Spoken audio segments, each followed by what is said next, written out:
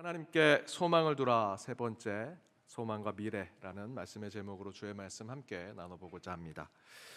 석가모니가 시타르타의 왕자 시절에 네 개의 성문 밖에 나가서 귀족과 왕족의 삶이 아닌 보통 사람의 삶을 지켜보면서 그 가운데 인간사 생로병사를 목격하고 인간 앞에 패할 수 없는 절대적인 운명 가운데 자신의 삶을 깨닫고 출가하게 되었던 아주 중요한 계기가 된 것들을 모아서 설명하는 사문유관이라는 것이 있습니다. 이 사문유관 가운데 이런 얘기가 있습니다. 석가모니가 왕자 시절에 하인을 데리고 성 동문으로 나갔습니다. 그런데 그곳에 주름투성이의 백발 노인이 꾸부자한 자세로 알아들을 수 없는 말로 계속 떠들고 있는 한 사람을 석가모니가 만났습니다. 그것을 보고 하인에게 묻습니다. 저 사람이 왜 저러냐? 그러자 하인이 이렇게 얘기합니다. 사람이 늙어 노인이 되면 다 저렇게 됩니다. 그 설명을 듣고 석가모니가 이렇게 생각합니다. 지금 내 안에 미래의 저 노인이 살고 있구나. 인간은 젊음에 취해 자만심으로 늙음을 보지 못하는구나. 이제 다 그만두고 집으로 돌아가자라고 하는 이야기가 있습니다.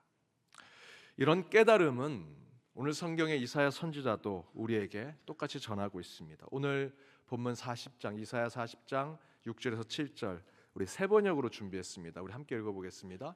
모든 육체는 풀이요 그의 모든 아름다움은 들의 꽃과 같을 뿐이다.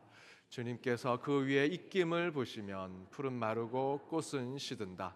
그렇다 이 백성은 풀에 지나지 않는다. 우리 안에 미래의 노인이 있는 것까지 설명하지 않을지라도 저와 여러분이 살아가는 인생이 풀과 꽃과 같음을 저희들이 인정하며 살아가지요. 그저 시들고 말라가는 존재임을 깨닫게 됩니다. 이런 것을 깨닫고 존 오트버그 목사님이 자신의 교회 예배에서 항상 이 외침을 성도들과 함께 나눴다고 합니다. 모든 인간은 풀에 지나지 않습니다라고 목사가 외치면 성도들이 예 맞습니다. 우리 모든 인간은 풀에 지나지 않습니다라는 것을 교동문처럼 서로 주고받은 것입니다. 여러분 어떤가요? 우리 교회도 한번 해볼까요? 반응이 그렇게 좋지는 않으신 것 같습니다. 예, 맞습니다.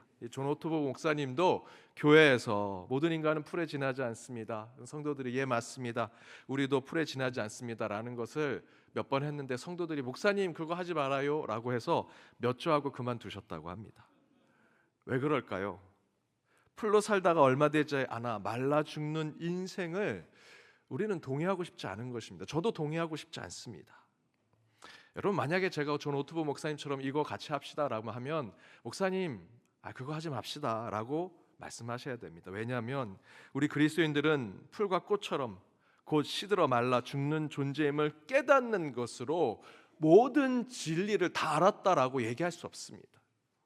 죽는 것, 말라 시들어 없어지는 것이 전부다라고 생각하지 말아야 한다라는 것이죠. 오늘 본문 이사야서에서는요, 우리 인간이 풀과 같고 들의 아름다운 꽃과 같을지라도 하나님의 입김을 하고 불면 모두가 마르고 시들어 버리는 존재에 불과하다라고 이야기합니다. 석가모니가 왕가의 성문 밖에서 백발에 주름지고 늙어서 알아들을 수 없는 말을 하는 노인을 보고 인생 무상을 깨닫는 것과 같은 것이지요. 그러나 이사야 선지자는 이 백성이 풀에 지나지 않는다라는 이 땅의 현상만에 머물지 않고요, 더 나아가서 하늘의 진리를 전하고자 합니다. 그 말씀이 아까 읽었던 6절과 7절 다음에 나와 있는 8절입니다. 우리 함께 읽어보겠습니다. 풀은 마르고 꽃은 시드나 우리 하나님의 말씀은 영원히 서리라 하라. 풀은 마르고 꽃은 시드나, 여기까지는요 세상 사람들, 성인이라고 하는 사람들뿐만 아니라 보통의 인생을 사는 사람들도 다 깨닫지요. 난 죽어가는 인생이구나. 청춘의 정점을 찍으면 그 다음부터 내리막길을 걷게 됩니다. 그러면서 나는 죽을 수밖에 없는 존재를 깨닫고 어떤 가치와 어떤 삶을 살아야 하는지 고민하게 됩니다. 그러나 풀과 꽃처럼 시들고 마르는 세상을 제 아무리 깨닫고 그 현상만 붙들고 명상하고 수행한들 우리 인간의 죽음이 변하지 않습니다. 다시 사는 존재가 되지 않는다는 것이죠. 그저 이 땅에 죽을 존재임을 깨닫는 것 외에는 다른 것이 없습니다. 저도 사춘기가 지날 때쯤 이 고민에 빠졌습니다. 인간이란 무엇인가? 왜 인간은 태어나고 죽는가? 나는 왜 이런 부모를 만났는가? 나는 왜 이런 환경에서 살고 있는가?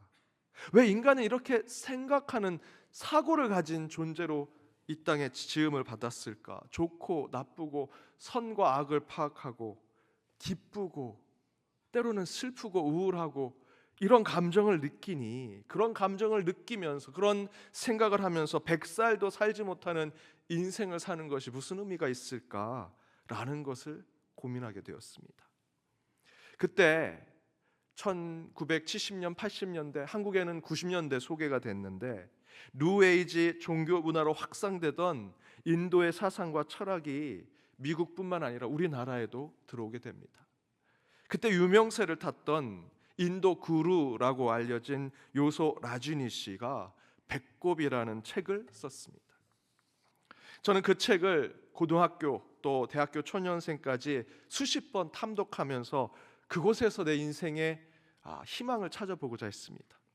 그때 제가 생각했던 것은 기독교의 헐리우드 영화처럼 히어로가 예수라고 생각하면 그것은 헐리우드 영화에나 나오는 히어로에 불과하지, 그 예수를 어떻게 믿을까 도저히 믿어지지가 않았습니다. 정말 부활이라는 것을 믿는다면, 천국이라는 것을 믿는다면 교회가 이렇게 영성이 없고 신앙심이 없을 수 있을까? 사회적인 책임도 다 상실하면서 나가는 이런 종교, 이런 성도들이 있는 곳이 진짜 구원을 얘기할 수 있을까라는 생각을 했습니다. 그때 저는 다른 철학, 다른 복음에 기웃거린 적이 있었고요. 그때 요소 라지니시라고 하는 그 사람이 쓴 배꼽이란 책을 통해서 이 어두운 세상 속에 빛이 있을 것이라 생각을 했습니다. 하지만 결론적으로 요소 라지니시의 이론과 철학에 많은 유혹은 빠졌지만 끝내 그것이 진리가 아님을 깨닫고 예수와 복음, 성경과 교회로 저는 다시 돌아왔습니다. 그 가운데 이것은 아닌 것 같다, 이것은 아니다라고 생각하고 다시 교회와 말씀으로 돌아왔던 가장 결정적인 계기는 그 배꼽이란 책에 인간이라는 주제의 예화가 나옵니다. 그 인간이란 예화로 이렇게 얘기합니다. 항아리 비유를 드는데요, 인간이란 세 가지 종류가 있다. 첫 번째, 깨진 항아리와 같은 인간. 두 번째, 항아리가 거꾸로 누워져서 그 가운데 뚜껑이 없는 꽉 막힌 항아리와 같은 인간. 그리고 그 항아리에 아무리 물을 넣어도 그 물이 덜어지는 그 항아리 속에 온물이 가득한 항아리와 같은 인간. 저는 이 비유 이야기를 듣고 얼마나 통쾌하고 기뻤는지 모릅니다. 진리를 깨닫는 것 같았습니다. 인간에 대한 설명을 너무나 제대로 하고 있구나. 성경에서 말하는 죄인, 그 죄인보다 더 죄인 같은 것을 너무나 잘 설명한다라고 생각했습니다. 그런데 그 비유를 명상하고 깊이 생각하면 할수록 통쾌하고 기쁘고 맞다라고 생각하면서도 제 마음은 점점 어두워졌습니다. 더 우울해졌고요, 부정적인 생각만 가득하게 되었습니다. 왜 그럴까 생각해 보니 세 가지 항아리의 비유에 희망이 없습니다. 소망이 없었습니다.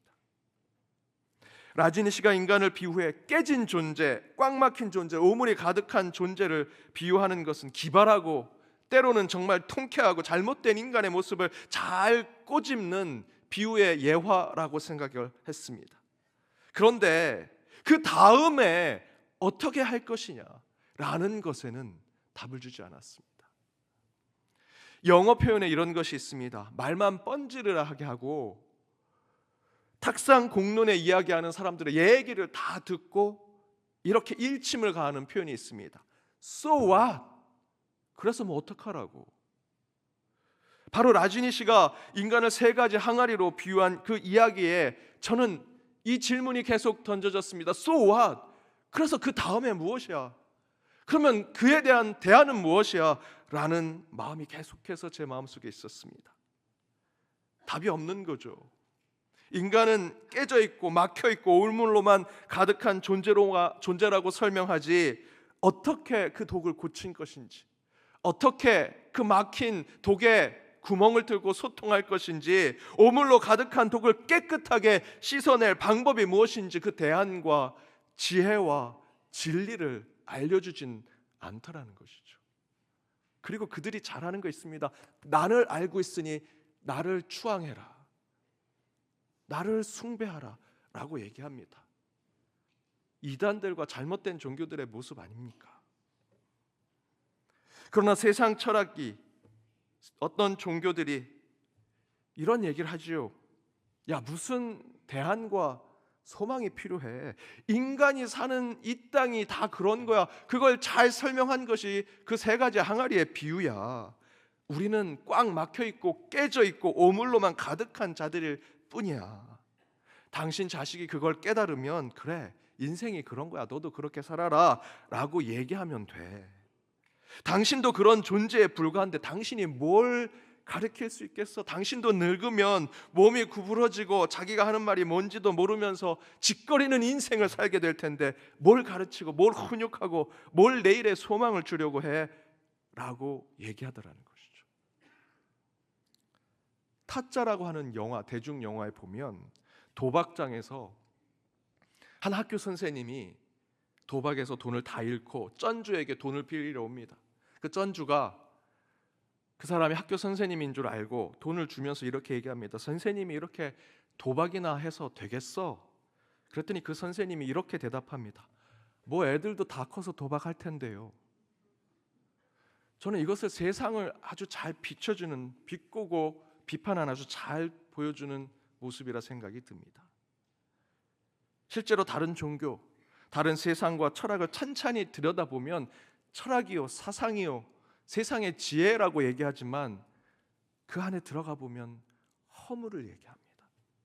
소망이 없다고 얘기하고 교육이 필요 없습니다. 여러분, 이단에 가보십시오. 무슨 종교 교육은 없습니다. 하지만 저는 도리어 그런 생각과 삶에 빠질 수 없었습니다. 골로새서의 헛된 철학이 이런 것이구나 라는 것을 깨닫게 되었습니다. 사실 그때 저는요, 주일학교 초등부 교사였습니다. 제가 아무리 그 배꼽이라는 책을 통해서 세속의 학문과 사상과 철학에 인간이 깨진 존재, 꽉 막혀 있는 존재, 오물로 가득한 존재임을 깨달았다고 해도 제 앞에 있는 주일학교 초등학생들에게 세상이 이렇게 허무한 곳이야, 니들이 아무리 성경 공부하고 교회 다니고 믿음을 가지고 있어도 너희는 어차피 깨졌고 꽉 막혀 있고 오물로 가득한 존재에 불과해 라고 가르칠 수 없었습니다. 왜냐하면 적어도 저는 제 어린 시절에 그렇게 배우지 않았습니다. 저의 부모님, 제 학교의 선생님, 주일학교의 선생님들은 절대로 그것이 전부라고 가르쳐주지 않았습니다. 물론 세상이 허무하죠. 인생 무상입니다. 미래의 희망이 없는 것 같은 세상을 우리가 한 걸음 한 걸음 걸어가지요. 그런 것을 경험하고 느낄 때가 많습니다. 하지만 그렇게 세상 사는 게 힘들지만 그래도 우리는 희망이 있어, 소망이 있단다, 내일이 있고 미래가 다를 거야 라고 말씀하시던 가깝게는 제 부모님이 계셨고요, 제 학교 선생님들, 교회 학교에 많은 선생님들이 그래도 그 작은 촛불과 같은 불을 제게 비춰주셨고 그것을 붙들고 저는 어른이 되었고 지금까지 살아오고 있습니다. 그렇게 제게 작은 소망과 희망을 주셨던 분들을 돌아보니 거의 대부분 크리스찬이셨습니다. 제가 그렇게 그분들의 삶을 통해 내일에는 소망이 있다라고 배웠고요, 그분들의 말씀에 저의 세계관과 저의 가치관이 만들어져 왔는데 어떻게 몇 자 달콤한 말로 떠드는 세상의 말에 제가 휘둘려서 그것에 조금 기웃거렸다고 해서 나도 잘 모르는 그런 세상을 교회학교 제자들에게 가르칠 수 있을까? 도저히 그럴 수가 없었습니다. 그래서 저는 그래도 세상엔 희망이 있다, 그래도 내일과 미래에는 소망이 있다, 아직 그 불을 찾지는 못했지만 그 빛을 아직 성경과 내 신앙과 믿음의 삶에서는 느끼지 못했지만 나는 그렇게 배웠고 너희들과 함께 그것을 찾아가겠다, 그렇게 가르쳤습니다. 그리고 다시 회개하고 말씀을 들여다보니 하나님께서 오늘 8절의 말씀을 제게 주셨습니다. 그래, 맞아, 우리 인간은 풀처럼 마르고 꽃처럼 시드는 존재야, 깨져진 존재고 꽉 막힌 존재고 오물이 가득한 존재야. 하지만 하나님의 말씀은 영원하셔. 곧 하나님의 말씀이 우리의 희망과 소망이 된다라는 것이지요. 그 하나님의 말씀이 깨어진 우리의 영혼을 다시 붙여주고요, 꽉 막힌 우리의 삶을 뚫어줘 그 가운데 강과 길을 내어주시고 더불어 오물로 가득한 우리를 깨끗게 하실 것이다. 그 말씀이신 예수 그리스도가 그렇게 하실 것이다. 저는 마음의 확신을 갖게 되었습니다. 여러분, 하나님께서 우주 만물을 창조하셨다라는 것은 이 모든 시간과 공간을 창조하신 것입니다. 시간을 창조하신 하나님은 지금 우리가 가보지 못한 저 미래의 시간에서 거꾸로 우리에게 지금 오고 계십니다. 저와 여러분이 복중 태어나기 전에 이미 예정된 하나님께 부름받은 자죠. 과거에 하나님의 성육신을 얘기하는 것이고요, 2000년 전 그 팔레스타인 땅으로 오신 예수님은 현재에 이 땅에 성육신하신 것입니다. 그리고 저와 여러분이 붙들고 있는 그 소망, 희망은요, 아직 우리에겐 알려지지 않은 미래를 꿈꾸는 것이죠. 우리가 미래를 소망으로 붙들 수 있는 이유는 그 미래라고 하는 시간의 라인에 예수님께서 성육신하셨습니다. 예수님은 시간을 초월하신 분이시죠. 그러나 예수님께서 우리 역사의 시간의 미래에서부터 거꾸로 우리에게 다가오십니다. 그리고 현재의 시간이 흐르고 미래의 시간이 거꾸로 오셔서 만나는 그 지점이 바로 예수님의 재림 때입니다. 하나님은 오늘이 아닌 내일을 보게 하시는 분이시고요, 죽음이 아닌 생명을 우리에게 허락하시는 분이십니다. 따라서 저와 여러분과 같은 그리스도인들이 바라보고 나아가는 시간은요, 과거가 되어서는 안 됩니다. 현재에만 머물러서도 안 됩니다. 미래의 시간에 거슬러 오시는 영원하신 하나님을 소망하고 기대하며 나아가는 것이 우리의 신앙이라는 것입니다. 사랑하는 여러분, 지금은 여러분 눈앞에 있는 것, 그리고 내가 생각하고 내가 판단할 수 있는 것만 얘기하고 그 안에 깨달음과 진리가 있다라고 생각하지요. 그렇지 않습니다. 아직 가보지 못한, 그러나 주님께서 거슬러 오시는 그 미래에는 진정한 소망이 있습니다. 그것을 이사야 선지자는 이렇게 얘기하죠. 풀과 꽃과 같은 너희는 마르고 시드나 너희 안에 말씀이 있으면 너희는 살리라. 여러분, 하나님께만 소망을 두십시오. 물론 저와 여러분 세상에 치이며 살면서 깨지고 꽉 막힌 자처럼 살아가게 될지도 모릅니다. 때로는 세상에 물들어 오물로 가득한 인생이 된 것처럼 느껴질 때도 있을 것입니다. 그러나 깨어진 조각을 다시 붙여주시고 꽉 막힌 인생의 길과 강을 내어주시며 오물로 가득한 우리 영혼에 영원한 생명수를 부어주셔서 깨끗하게 만들어주시는 분이 말씀 그 자체이신 예수 그리스도이십니다. 요한복음 1장 14절의 말씀대로 그 말씀이신 예수님이 이 땅에 육신이 되어 우리 가운데 오셨습니다. 그런데 이사야 선지자는 바로 그 말씀이 뭐라 얘기합니까? 영원하시다. 그 말씀이 영원하시다. 그것을 증거하고 선포하지요. 그렇다면 풀과 꽃과 같은 저희들은 무엇을 붙들고 살아야겠습니까? 오직 말씀, 곧 영원하신 하나님께만 소망을 두고 사는 자들이 되어야 할 것입니다. 그 하나님께서 저와 여러분의 내일의 삶을 지켜 주시리라 믿습니다. 그런 살아계신 하나님께만 저와 여러분의 삶과 영혼을 맡겨 참된 소망의 삶을 살아내는 저와 여러분이 되기를 주님의 이름으로 축복합니다.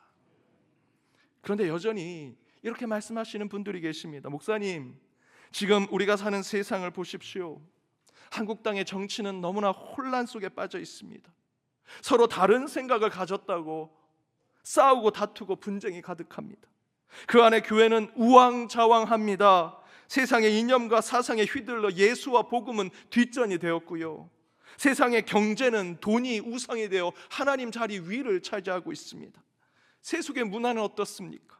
기준과 원칙에 자기 소견대로 가정의 원리가 무너졌습니다. 자기들이 정한 대로 무질서 그 자체가 이 세상의 문화처럼 보여집니다. 너무 고통스럽고 마음이 아픕니다. 괴롭습니다. 나라를 위해 기도하면 더 마음이 힘들고요, 세상을 위해 중보하려고 하면 할수록 고통스럽고 속상합니다. 말씀하신 분들이 참으로 요즘 많습니다. 하지만 여러분, 그리스도인은요, 눈앞의 순간만을 보며 사는 존재들이 아닙니다. 앞에 말씀드린 동양의 성인처럼 성문 밖의 인간의 고통을 보고 깨달음을 얻었다고 생각하고 그런 세상의 철학과 사상을 쫓아가는 게 우리의 기독교의 신앙이 아니라는 것입니다. 우리의 신앙은 미래에 있습니다. 저와 여러분의 믿음은 눈앞에 있는 것으로 이루어지는 것이 아닙니다. 과거의 영광으로 우리들이 누리는 것이 아닙니다. 세상의 사상과 철학과 종교는요, 과거의 잘못된 것을 반성하고 현재의 그것을 성찰해서 윤리로, 도덕으로, 자신들이 지키는 경전으로, 자신들의 종교적 수행의 방법으로 지키지요. 과거의 것들이 경험되어서 축적돼서 그걸 가지고 종교의 수행과 방법을 찾아냅니다. 그러나 기독교는요, 미래에 오시는 주님이 우리에게 오고 계신다라는 믿음과 신념으로 지금 내가 윤리와 도덕, 더 나아가 우리의 신앙과 믿음을 지켜내는 것입니다. 과거의 것이 축적되고 그것을 성찰을 잘하고 수행을 잘해서 이제 이걸 지켜야지라고 지키는 것이 아니고요, 미래에 오시는 주님께서 우리의 소망이 되시기 때문에 그 하나님을 온전히 만나기 위해서 저와 여러분이 신앙과 믿음, 더 나아가선 때로는 우리 앞에 주어진 하나님의 말씀을 지키며 살아간다라는 것이죠. 위르겐 몰트만이라는 신학자는 기독교는 처음부터 끝까지 종말론의 종교요, 앞을 바라보고 나가는 소망의 종교요, 현재를 변혁시키고 혁명하는 종교다라고 얘기합니다. 그 근거는 과거에 우리가 이렇게 살았으니 회개하고 이렇게 율법을 만들고 이렇게 경전을 만들어서 이런 경험 가운데 축적된 것을 우리가 지키자는 것이 아니고요, 저 미래에 우리를 사랑하셔서 오시는 그 하나님, 재림하신 예수 그리스도를 만날 소망의 마음으로 저와 여러분이 신앙을 지키는 겁니다. 우리 육신은 인간의 타락으로 죽는 존재가 되었습니다. 그래서 우리는 늙어 허리가 구부러지고 주름이 생기고요, 말을 해도 무슨 말인지 알지 못하는 삶을 살아가는 인생을 살게 될 것입니다. 풀처럼 꽃처럼 시들고 마르는 존재가 되죠. 그런데 여러분, 거기에만 머물러서는 안 됩니다. 저와 여러분은 영혼을 가진 존재입니다. 육신이 그런 세상을 향해 가며 허무와 공허를 바라보는 존재가 될지는 모르지만 영혼은요, 내일을 꿈꾸고 미래를 상상하며 영원함을 소망하며 나아가는 존재입니다. 지금 이 순간 아프고 고통스러운 건 맞죠. 그게 현실이고 사실입니다. 그러나 예수를 구원자로 믿는 우리에게는 이 말씀을 붙들고 우리는 살아야 합니다. 요한복음 16장 21절입니다. 우리 함께 읽어보겠습니다. 여자가 해산하게 되면 그때가 이르렀으므로 근심하나 아기를 낳으면 세상에 사람 난 기쁨으로 말미암아 그 고통을 다시 기억하지 아니하느니라. 저는 이 말씀을요, 한 저랑 연배가 비슷한 여자 우리 성도님을 만나서 깨달았습니다. 그분이 이런 얘기를 합니다. 이분이 애가 넷이에요. 우리 또래라고 하면 아이들이 좀 아이를 많이 낳죠. 그래서 항상 얘기합니다. 본인은 개미지옥, 애기지옥에 산다고. 그냥 한 해 살펴서 조금 챙겨주면 뒤에가 찡찡거려서 개 살피면 또 셋째가 뭐라 그러고 또 셋째가 뭐라 그러면 막내가 뭐라 그러고 그 애들에 치여서 하루 종일 몇 년을 살았는지 모른다고 너무 힘들고 괴롭다고, 그러면서도 그 애들 때문에 행복하다고 얘기하십니다. 그분이 어느 날 지하철을 탔는데 어느 엄마가 애 5명을 데리고 타더랍니다. 그 모습을 보면서 야, 저 사람은 더 힘들겠다, 괴롭겠다라고 생각하면서 속으로 이런 마음이 들더래요. 하나 더 가질까? 나도 5명 채워볼까? 5명이 더 행복해 보이는데. 우리 여자 성도님들 하나 낳을 때 얼마나 고통스러우셨습니까? 아마 그 아이 낳을 때 난 이제 절대 안 낳을 거야 라고 결심해 놓고 눈에 넣어도 아프지 않은 그 자녀들이 커가고 행복해하고 보람스러운 일들을 보여줄 때마다 아이고 하나 더 낳을 걸 후회하지 않으십니까? 요한복음 16장 21절에 뭐라고 얘기합니까? 해산할 때 근심하나. 고통이 눈앞에 있을 때 그 순간에는 고통이 되죠. 근심이 되고 걱정이 됩니다. 그런데 아이를 낳으면 그 기쁨으로 그 과거의 고통을 잊어버린다는 겁니다. 그것이 우리 영혼이라는 것이죠. 아이를 출산할 때 그 고통은 너무나 괴로워 보이지만 그 아이가 미래가 될 때는 우리에게 행복을 주고 기쁨을 주더라. 22절에는 지금은 너희가 근심하나 내가 다시 너희를 보리니 너희 마음이 기쁠 것이요 너희 기쁨을 빼앗을 자가 없을 것이다 라고 증거하죠. 여러분, 지금 고통스러우시지요? 괴로운 일들 있으실 것입니다. 인생 살아가면 솟아날 구멍이 없는 것 같은 절망스러울 때가 있지요. 그러나 주님이 말씀하십니다. 지금은 근심하나, 지금은 걱정되나, 지금은 그것이 고통이나 너희들이 영원한 말씀을 붙들고 있으면 너희 마음이 곧 기쁘게 될 것이요 저 미래에 오신 예수를 붙잡고 살면 그 기쁨을 누구도 빼앗을 수 없느니라. 사랑하는 여러분, 우리의 소망은 영원하신 하나님 말씀 위에 있습니다. 변하는 것에 여러분의 마음을 빼앗기지 마십시오. 잠시 기쁨을 주고 그럴싸한 거치장이 되어 있는 것에 마음을 두지 마십시오. 때로는 고통을 주고 아프게 하는 세상에 그것이 하나님보다 더 크다고 생각하지 마십시오. 그 모든 것은 여러분이 아는 전부가 아닙니다. 저와 여러분이 경험했던 과거와 현재 이 순간이 전부가 아닙니다. 우리가 가보지 못한 미래에는 주님이 계시고요, 그곳에 말씀이 있습니다. 진짜는요, 그 미래에 시간을 거슬러 오시는 영원하신 하나님으로부터 오게 될 것입니다. 참된 진리는 시간을 역행해서 우리의 시간으로 들어오시는 예수 그리스도의 임재 가운데 저와 여러분이 깨닫게 될 것입니다. 그렇게 내일의 소망을 품고 사는 그리스도인이 되어 지금의 고통의 시간을 참된 예수의 신앙으로 이겨내고 훗날 진정한 기쁨을 맛보시는 저와 여러분, 연동의 모든 권속들 되시길 주님의 이름으로 축복합니다. 기도하시겠습니다. 우리 인생에 소망을 두게 하신 우리 주 하나님, 2025년 하나님께만 영광을 돌리며 나가는 이 시간 말씀에 결단하며 주 앞에 섭니다. 오늘 주신 말씀대로 우리 인간의 삶이 풀처럼 마르고 꽃처럼 시듬을 알고 있사오나 영원하신 하나님의 말씀을 붙들고 사는 저희는 오직 예수, 오직 말씀으로 참된 기쁨을 누리며 사는 자들 되게 하여 주옵소서. 어미의 해산의 고통처럼 그 고통은 참으로 괴롭고 힘드나 그 고난 이후에 찾아온 사랑과 기쁨, 감사와 행복이 넘치는 자녀들을 통해 고난 너머의 크고 비밀한 기쁨과 소망을 허락하신 우리 주 하나님만을 붙들고 살아가는 여동의 모든 권속들 되게 하여 주옵소서. 이 모든 간구 예수 그리스도의 이름으로 기도드립니다. 아멘.